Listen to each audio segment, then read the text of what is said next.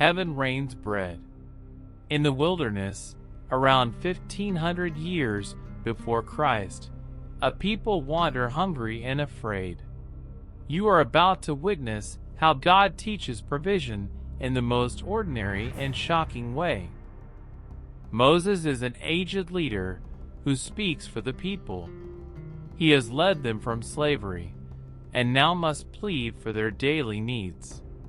His burden is not only logistics, but faith before God and community. The Israelites are a multitude of former slaves now traveling. They are weary, and their stomachs are empty. Their memory of Egypt is complicated. Bread in plenty, now fear of scarcity tests their trust in the God who led them out. When the story opens, the people are hungry and they complain. They say to Moses and Aaron, "If only we had meat to eat, or bread like in Egypt." Their complaint is not mere hunger. It is fear that God will not provide, and a longing for the security of slavery's table. In that moment, Moses hears their cries and feels the weight of leadership. He cries out to the Lord, saying their complaints are too heavy for him. Moses does not bargain. He appeals to God, showing that leadership in faith includes bringing burdens before the Almighty. As Moses prays, God answers. The Lord says, "I will rain bread from heaven for you." This is not a magic trick, but a covenantal response. God declares He will provide daily, testing their obedience and trust with a miraculous but regulated provision. Immediately, God gives instructions. Each family is to gather a daily portion, not hoard. On the sixth day, they must gather a double portion to prepare for the Sabbath. These rules teach reliance, community fairness, and respect for sacred rest. When morning comes, fine flakes like frost cover the campground. The people gather it and discover it tastes like wafers made with honey. They call it manna, wondering what it is. The miracle is immediate and physical. Bread appears where there was none. As they gather, some disobey and try to save extra for the next day. But when they return, the saved manna spoils and stinks. This proves the rule. God's provision must be gathered fresh. The test trains trust and dependence each morning. When the Sabbath arrives, the people find no manna on the ground. Instead, those who gathered a double portion on the sixth day have enough to eat without gathering. This enforces the Sabbath law. God provides, and people must honor rest as part of covenant life. Nevertheless, some go out to gather on the Sabbath and find nothing. Their need becomes a lesson. Provision is not only physical but moral. God sets boundaries for dependence and community harmony, and violation of those boundaries brings confusion, not blessing. As days pass, they gather and eat. The people are satisfied. Manna sustains them throughout their journey.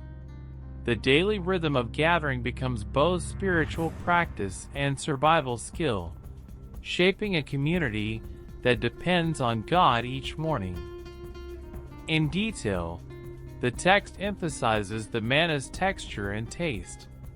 It is like white coriander seed and tastes like honey wafers.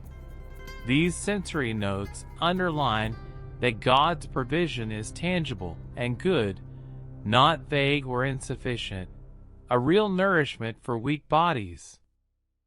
As weeks go by, the daily ritual becomes a test.